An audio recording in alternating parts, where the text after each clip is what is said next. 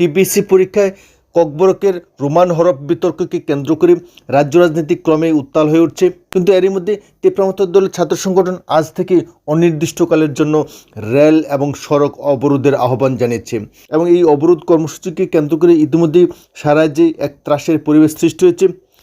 কারণ বিগত দিনেও এই ধরনের সড়ক ও রেল অবরোধ এই রাজ্যের রাজনীতিতে, অর্থনৈতিক, সামাজিক পরিস্থিতিতে ব্যাপক গোলযোগ সৃষ্টি করেছিল। ইতিমধ্যে বিরোধী রাজনৈতিক দলগুলি সরকারের বিরুদ্ধে অভিযোগ তুলছে অনমনীয় মনোভাবের জন্য এবং তারা সরকারের প্রতি আহ্বান জানিয়েছেন যে ককবরকে রোমান হরফ চালুর বিষয়ে সরকার যেন সদর্থক ভূমিকা নেয়।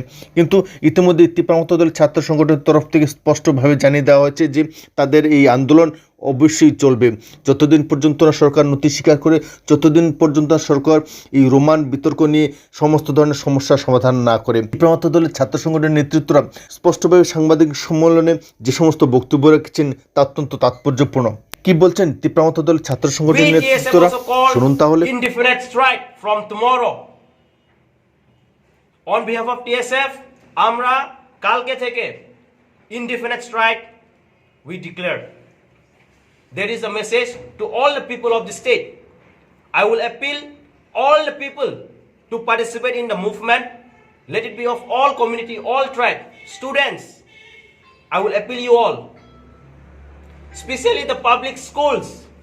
I want you all to support at this movement. Students, parents, আপনারা এই যে মুভমেন্টটা সাপোর্ট করতে হবে।